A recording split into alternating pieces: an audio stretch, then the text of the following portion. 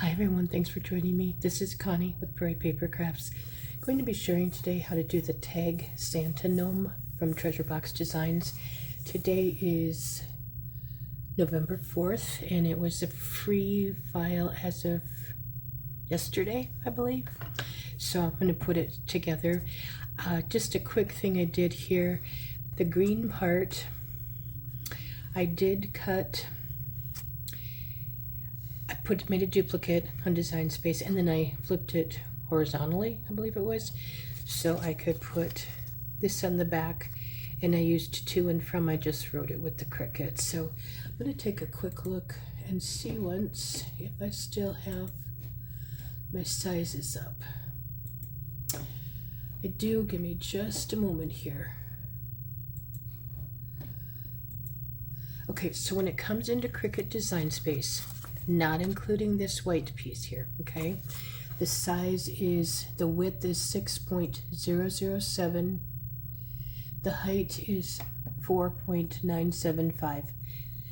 And I apologize, that's what I resized it to. And I'll put those in the description box, hopefully I'll remember. But this will give you an approximate 4-inch tag, 4 inches in height. And now keep in mind when you do that, the hole is going to be really tiny, so you might have to use like some monofilament thread, or what am I thinking, fishing line, or if you have a very thin gold thread or silver, whatever you want to use. I say gold because I'm putting gold pieces on here. But anyway, what I'm going to do is quick get these two put together. The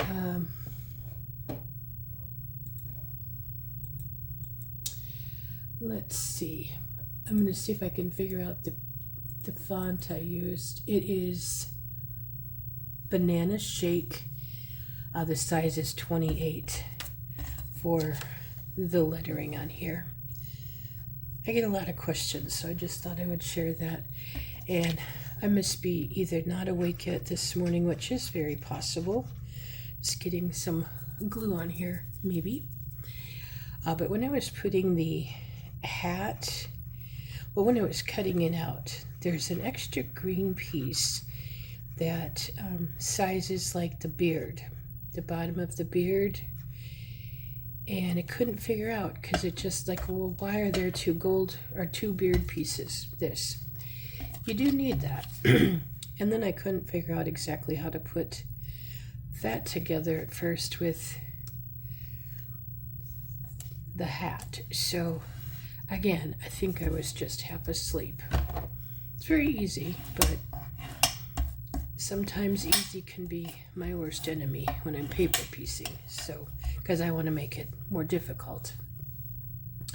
And I do have the paper piece in front of me here on the computer. I'm going to put his belt on. Now, I used glitter paper for the hat and the beard and his mustache. I also inked him this in gray, and I put red on here because I'm not a fan of white core paper, I'll be honest. So anytime I have that, which is fine, I like to ink it so it doesn't show so much. I am using Beacon glue from the dollar store. It's foam and adhesive, foam and poster board adhesive. I use this when I'm making like tags and whatnot. It just gives me more wiggle room than I normally would have. So, and these, the belt actually fits right along the curve. I'm just trying to get it straight where it belongs.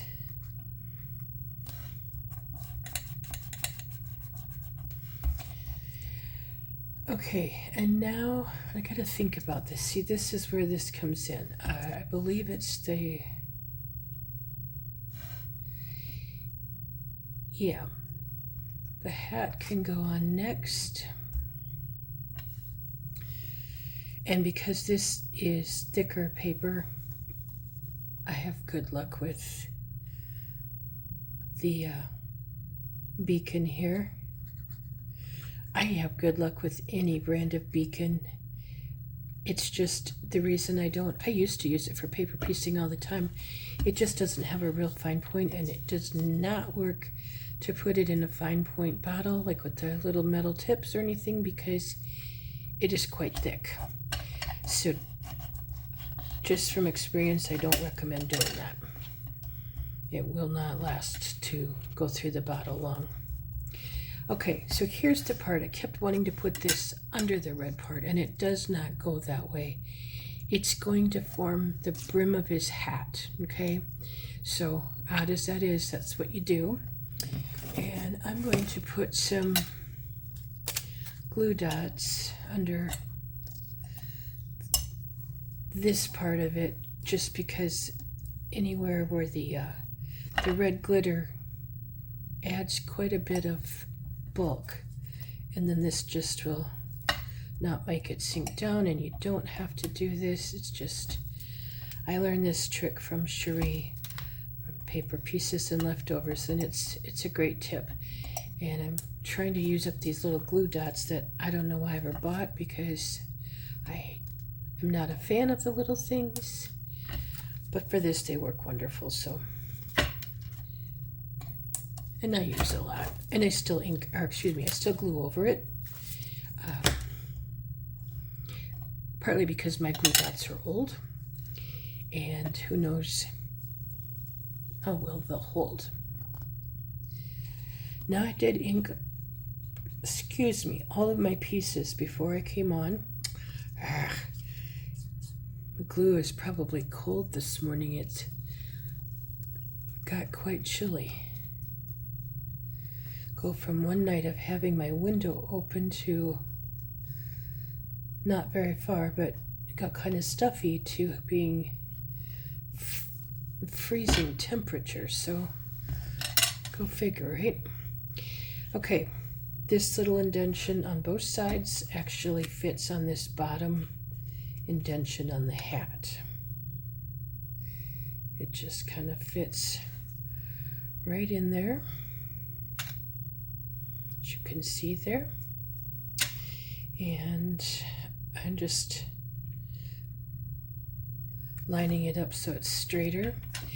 And if you do happen to use the glue dots, if you used glitter glue, you will get the feel here. It's pretty much, there's a little bit of a ridge there, but you're not going to feel it.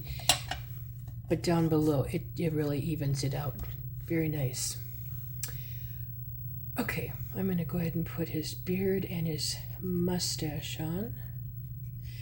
And in my little bottle, I use reptile glue, but the last time I had to purchase glue, I kind of compared the prices, and art glitter glue was cheaper, so that's what I'm going to probably be going back to. Get that glue off here. Kind of dark and dreary, so it's hard to see what's... Yep, it does go up a little bit above the hat. Hard to see what's going on.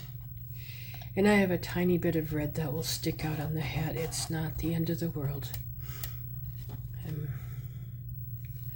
Had I not told you, you probably would have never seen that, and I guarantee you no one else is gonna, the recipient won't ever notice it. My family doesn't look at things that close. And the only reason I'm putting this much into it with the glitter and stuff is just because I like it. My family would never even notice it. So, not to put them down, it's just, you know, if you're not a crafter, you don't, and if you don't, aren't, even if you are, and if you don't pay a lot of attention to detail, I'm kind of hypersensitive to that, I guess, in a sense, but you would never notice these things. Okay, I'll put his belt on, and his buckle, and his belt is just a tiny bit crooked, and again, maybe you noticed it, but if you didn't, good for you. Thank you. Lately, I can't get things straight, sentiments, anything. I don't know what I'm missing, but kind of offset it a little bit with that. Then we have his little hands, and there's actually a spot for those. And again, I'm going to use glue dots on just the outside of his hands. Oh, I am sorry. I feel like a little child having a temper tantrum again with my hands.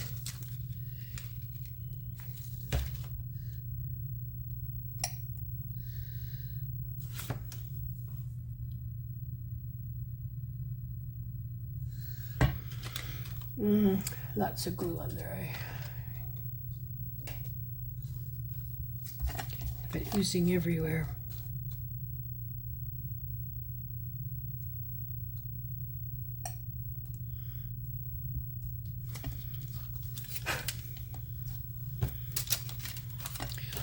Oh, that's bugging me. I don't know. I think I should have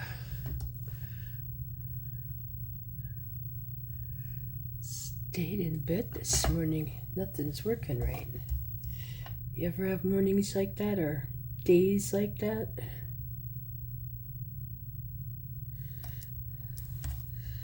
Okay, just about done. Make sure I get the hole for the star in the right spot.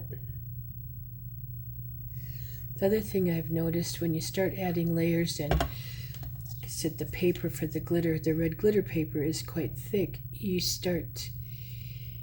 Your background pieces sometimes can start to almost be a little bit bigger, so to speak, so you have a little bit of a tiny bit of, whoops, this paper, a tiny bit of a shadow, and that's hard to overcome. Anyway, I found, I was going to share with you the gold paper I use. This is from Recollections. It's the 65-pound weight, and I have a piece here somewhere quick. It's very nice and flimsy, but it has a craft background, so you don't really notice that it's got any kind of a white core in there if you would buy something else. I just thought I'd share with that because it cuts so nice. It's amazing. Okay, let's get this on going the right size, right side up, I should say. I got my gold paper, that gold with the Recollections brand from, so sorry, from Amazon. Same as I get the red, the white glitter paper, and I have no clue where the gold is from because, excuse my reach there, it's been in my stash forever. But I'm very happy with even the white. I forgot to cut that twice. I cut it on just like regular cardstock on the Cricut, and it kind of punches out or something. I have some other glitter paper that I got as a free piece when I ordered, and it's beautiful paper, but it's got like a plastic film on the back, and I can't get it through the Big Shot, although my Big Shot needs some help, but I haven't tried cutting it on the Cricut for that reason, because I'm afraid I would have a struggle. Now my red, I cut out twice, and it cut really nice, so I don't know. It's, go figure, right? I don't like getting a lot of chalk on my brush here. I have a, for those of you who've asked, I have a video a while back, not that terribly far, but of tools that I use, and there are a few links for things. I don't, and I've said this before, I don't share a lot of other products that I use. I just, you know, most of it's from my stash, so half the time I don't remember what I'm using, or I don't know what everyone has, and I'm big on use what you have instead of running out and buying everything new. If you don't have anything or don't have a lot of products, you know, I'm glad to help where I can. Like I said, I just used my stash, so I do use pan pastels mostly for my highlighting. I get those on Amazon. I know there are other places you can get them. This is titanium white. I'm looking for a pom-pom here. Trying to think of what else. The green I used is basil, and it's, I don't know if it's evergreen. I can't remember. Christmas green. I'm not sure of the color. Let me see if it is upside down.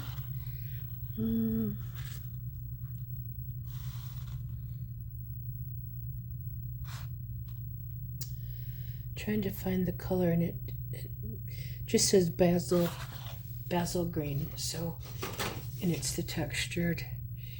And then I use shrimp for the